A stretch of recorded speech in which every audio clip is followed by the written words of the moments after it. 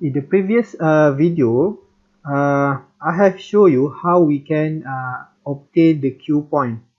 So we get the Q point from the load line, and then if we know the IBQ, we need to know the IBQ, the base current at the Q point. Let's say this now is 30 microampere. So this is the intersection. So this is the Q point here. This is the Q point. This is Q point, and then we know that this Q point is around VCEQ is 6 volt and ICQ is 3.2 milliampere. Okay, and now we want to see what happens if we add a AC source. This is the AC source at the base. So the AC source at the base, if we assume, let's consider the AC source at the base, added to the base, and then the AC source can alter the IBQ plus minus 10 microampere. Okay, so that the without the AC source, the IBQ is 30 microampere. With the AC, the IB, now we don't use the term Q because this the base current changes. So IB will become within the range of plus minus 10 microampere plus the Q point. So from 20 microampere and then to 40 microampere. Okay, so we assume by adding the AC voltage, the IB, the base current changes from 20 microampere to 40 microampere, and the shape is sine wave. Okay, if I draw the waveform, so we have the Q point here. This is 30 microampere, and then we have the sine wave here. The peak voltage, maximum peak voltage is 40 micro, and then minimum peak voltage is 20 microampere. So this is our assumption. So let's consider this. Okay, so the question is how the IC change. So how the IC change. Okay, in order to analyze how the IC change is, what you can do is you can use this graph and load line and see, for example, when the IB is 20 microampere. Okay, when IB is 20 microampere, what happened to the ICQ? Okay, let's say I put this is IC max, and then ICQ is we know that ICQ is 3.2 milliampere, and IC min. Okay, if 20 microampere IB, this is, okay, you get here, this is the value at the IC means. This is 2.4 milliampere. Okay, if the IB is 40 microampere, so this is the alteration. So we get, let's say this one is 3.8 milliampere. So this is called 3.8 milliampere. Okay, so we know that the IC is have the value of LC fluctuate between the minimum is 2.4 milli to 3.8 milliampere. Okay, now we can draw the input and output waveform. So let's say I draw the IB again. This is the IB. So this is the minimum, which is and then we have, this is the waveform. So the minimum is 30 and 40. This is the Q point is 30 micro, this is 20 micro, and this is 40 micro. and then the output waveform, which is this IC,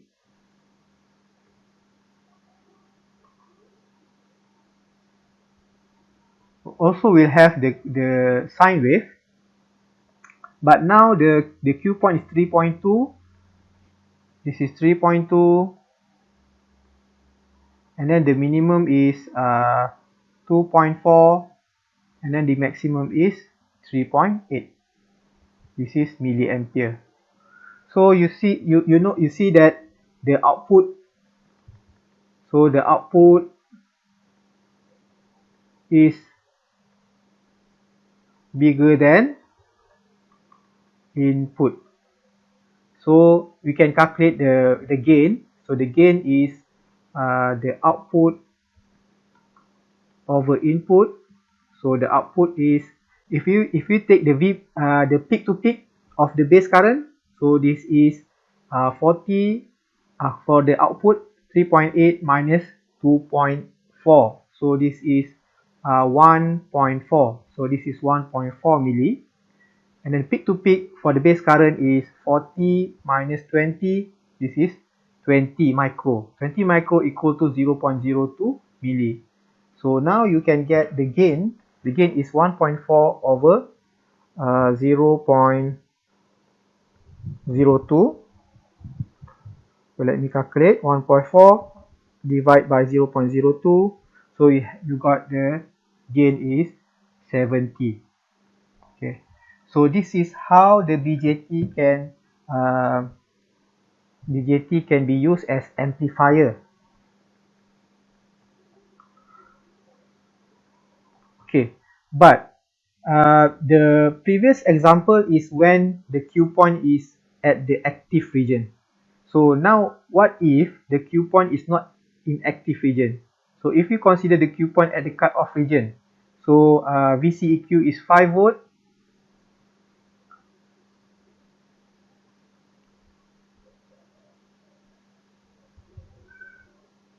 It's not its cutoff region, so this is not correct. So let's say we consider the IBQ is 0, IBQ is 0, and then in this condition, the VCEQ is 0. If IBQ is 0, sorry, IBQ is 0, so it's not 0. So the VCEQ is around, this is this is 12 point, let's say I put this is a 13 something, 13 volt. So VCEQ is 13 volt. So this is a 13 volt. Let's say we consider this Q point. This is the Q point where the BJT is at the cutoff region. So what happened is, if the IBQ is plus minus 10 microampere, so the IBQ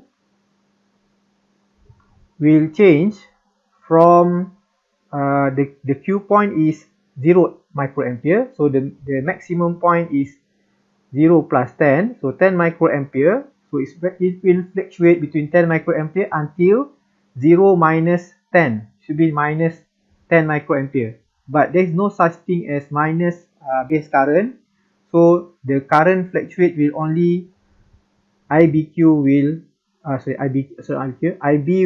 fluctuate from 10 micro to 0 micro only. Okay, so although we expect the IBQ to alternate from the maximum point to the minimum point, so we have this one is 10 microampere, and then the middle is 0 microampere, and then the minimum is minus 10 microampere. But however, there is no such thing as the minus base current. So base current is not, it should be a positive current.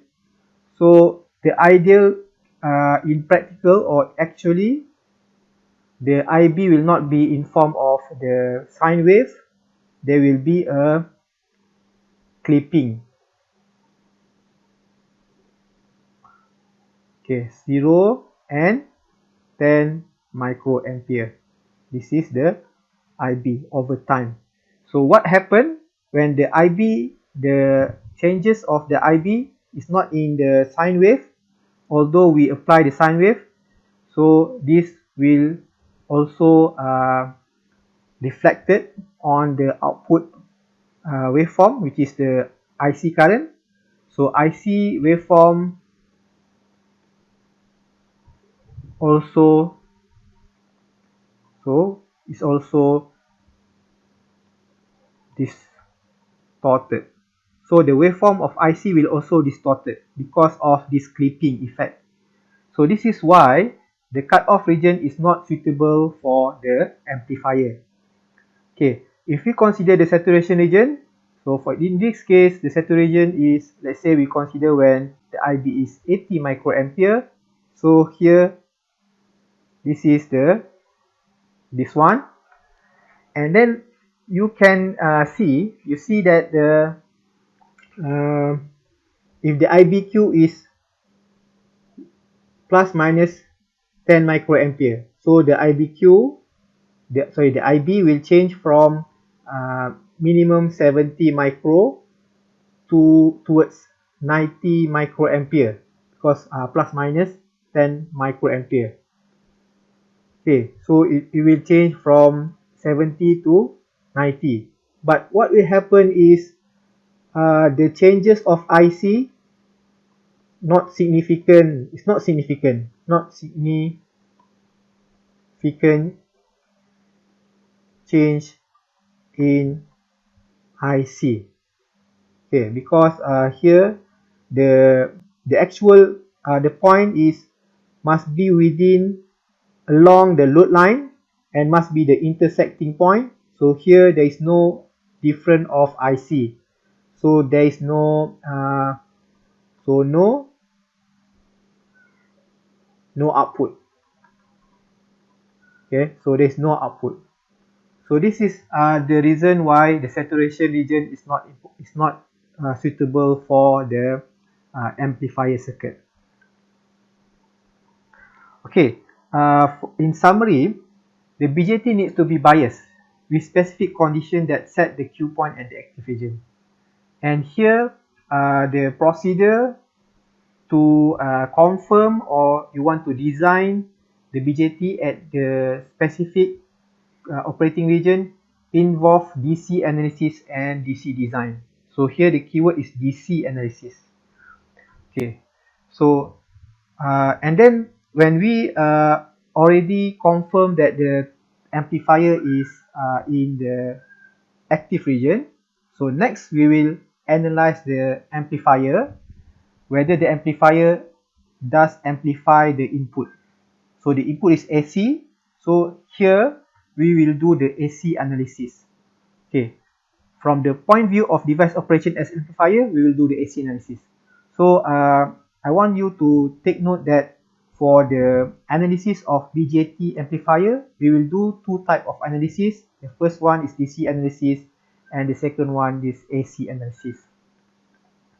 Okay, in other words, if you see this amplifier, this is amplifier, you know that the input of the amplifier, let's say your speaker, the input of your speaker is the sound, okay, the AC signal. And then the output of your amplifier will be also the AC signal. Okay, and then you may notice that in order for the amplifier to work, in order for the speaker to work, you need to apply a DC voltage. You need to apply, you need to plug into the power point, or you need to put battery to your speaker. So this is because we are applying the DC source. Okay, why we need to have the DC source? Because we want to make sure that all the component is specifically if the amplifier is made from the BJT, we want to make sure the BJT at the appropriate Q point. So this is a Q point. which is should be in active region. Okay, so again, this analysis of DC is to confirm or to analyze the Q point, and then the second one, the analysis of input and output AC signal is involving the AC analysis.